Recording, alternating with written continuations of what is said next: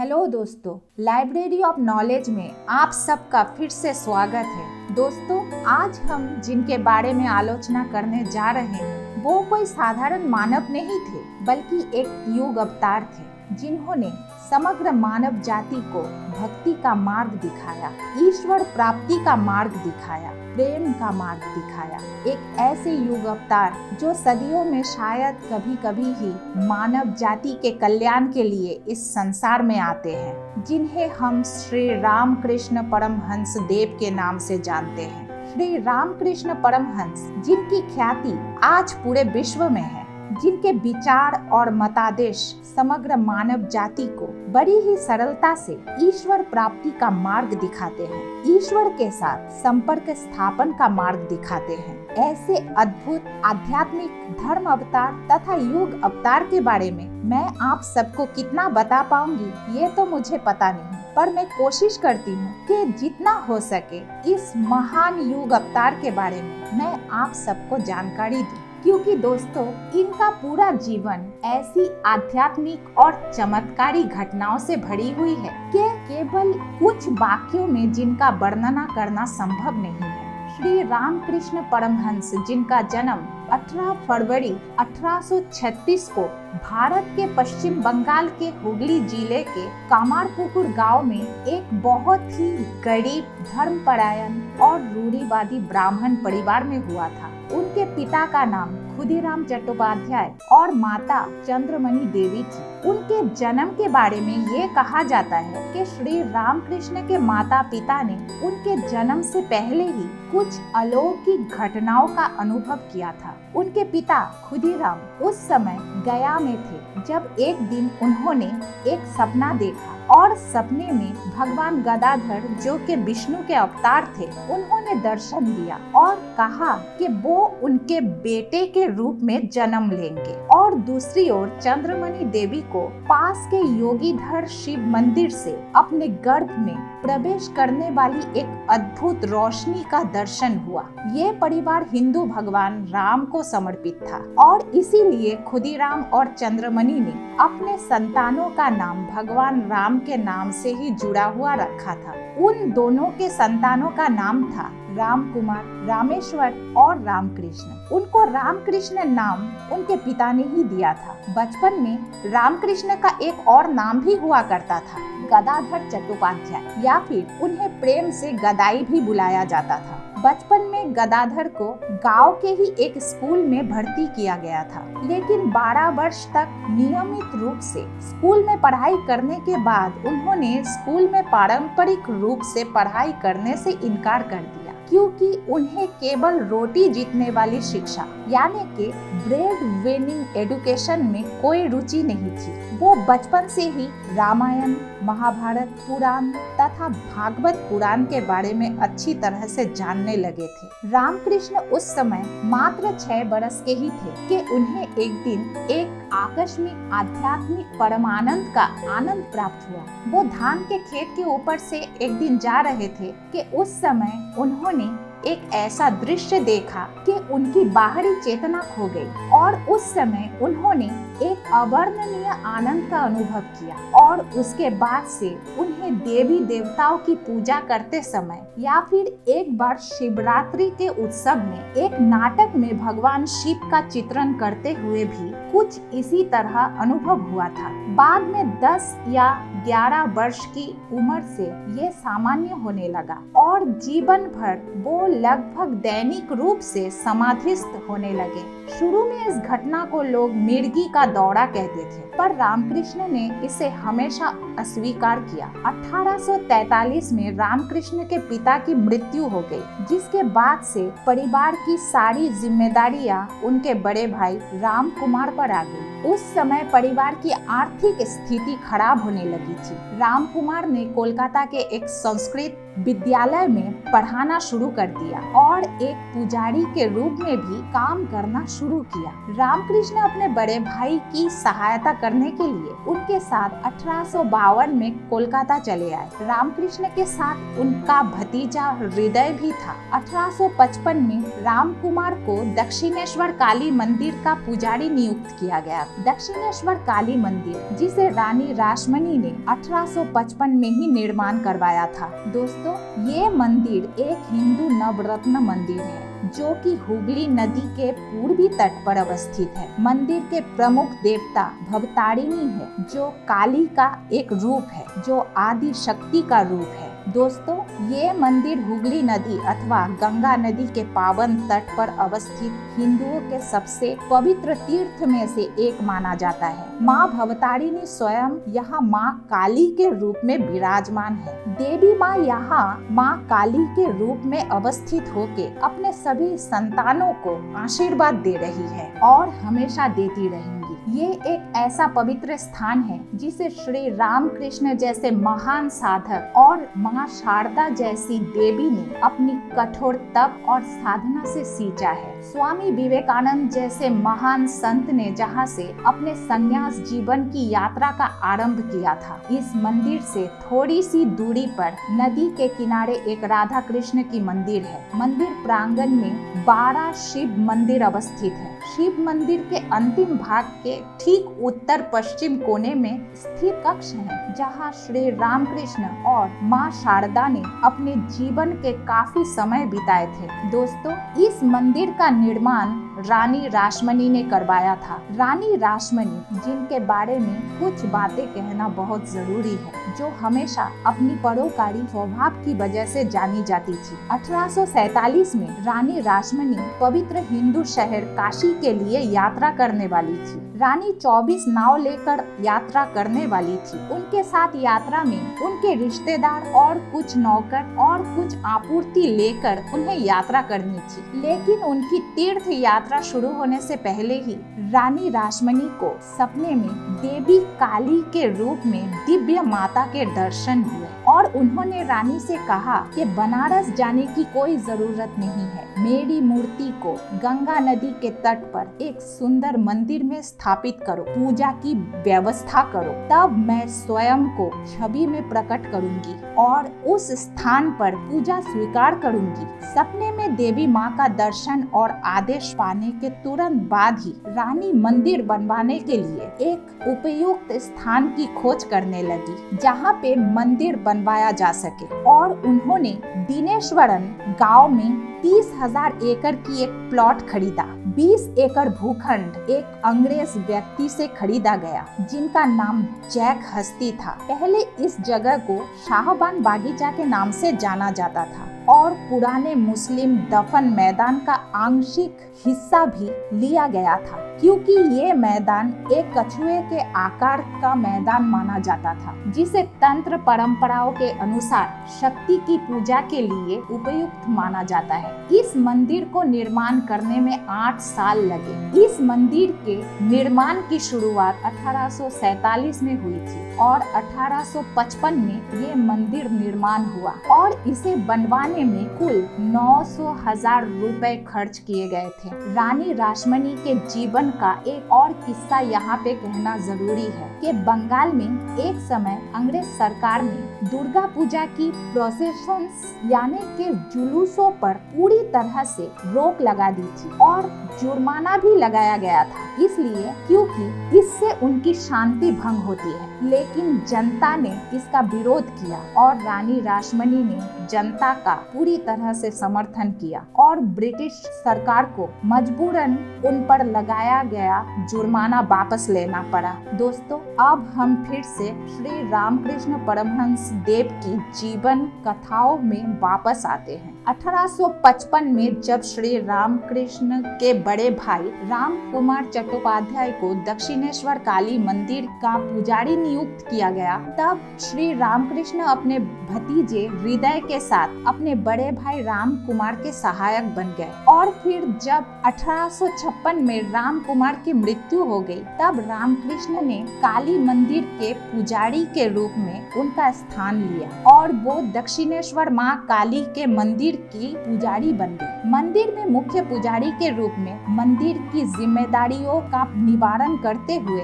रामकृष्ण उन दिनों देवी माँ की दर्शन पाने के लिए आतुर हो उठते थे। उन्होंने देवी काली की छवि को अपनी माँ के रूप में और पूरे ब्रह्मांड के माँ के रूप में देखना शुरू कर दिया।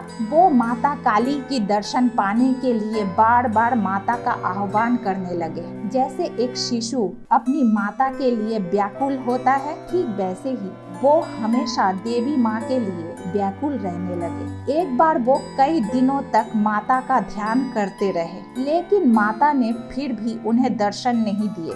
वो माता का दर्शन पाने में विफल रहे। इस बात से उदास होकर वो एक कठिन पीड़ा से गुजर रहे थे और उन्होंने अपने जीवन को समाप्त करने का निश्चय कर लिया। मंदिर में पास के एक कमरे में एक तलवार लटक रही थी। उन्होंने माता पर अभिमान करके उस तलवार से अपने जीवन को समाप्त करने की कोशिश की। तभी अचानक उन्हें देवी माँ के रूप में सार्वभौमिक माँ के दर्शन हुए और वो बेहोश होने लगे। और बेहोश होने से पहले उन्होंने अपनी आध्यात्मिक दृष्टि से देखा और ये अनुभव किया कि घर, दरवाजे, मंदिर और बाकी सब पूरी तरह से गायब हो गए, जैसे कि कहीं भी कुछ भी नहीं था। और उन्होंने देखा कि एक प्रकाश का असीम समुद्र था, समुद्र जो चेतना था। हालांकि दूर तक और जिस दिशा में भी उन्होंने देखा, उन्होंने चमकती लहरों को देखा जो एक के बाद एक उनके तरफ आ रहा था। उधर कामारपुकुर में ये खबर फैल गई कि दक्षिणेश्वर में रामकृष्ण की आध्यात्मिक घटनाओं के परिणाम स्वरूप वो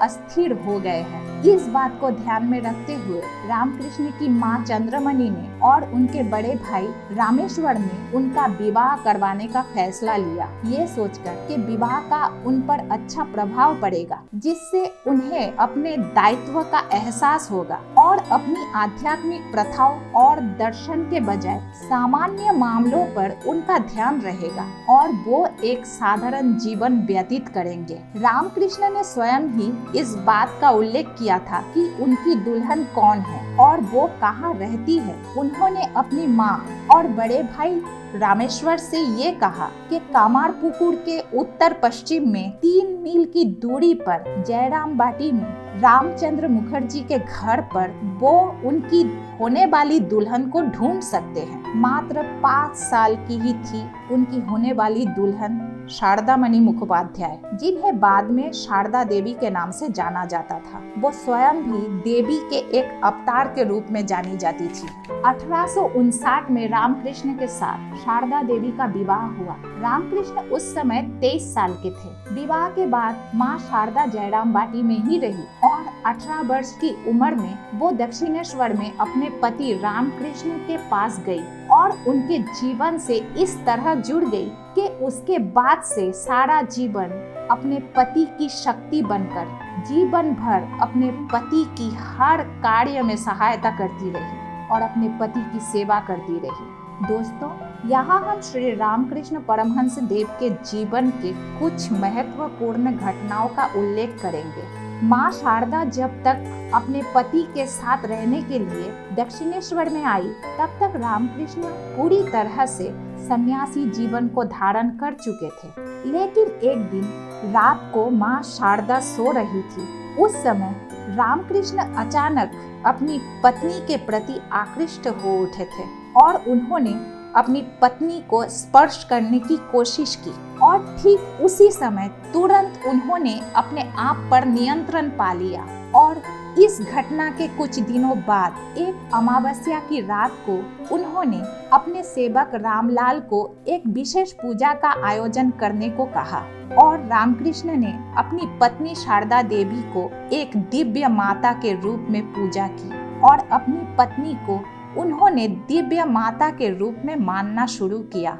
उन्होंने अपनी पत्नी को पवित्र माता अर्थात होली मदर कह के संबोधित किया। उनके जीवन की एक और घटना ये थी कि एक समय एक आध्यात्मिक मनोदशा का अभ्यास करते हुए श्री रामकृष्ण ने एक महिला के रूप में कपड़े पहनना और व्यवहार करना शुरू कर दिया था, जिसे महाध्वना साधना कहा जाता है। इस समय उन्होंने कई दिन भगवान के दासी के रूप में बिताए। उन्होंने महिलाओं के कपड़े पहने, गहने पहने और एक महिला की तरह अपने शरीर के ऊपरी हिस्से को दुपट्टे से ढक लेते थे।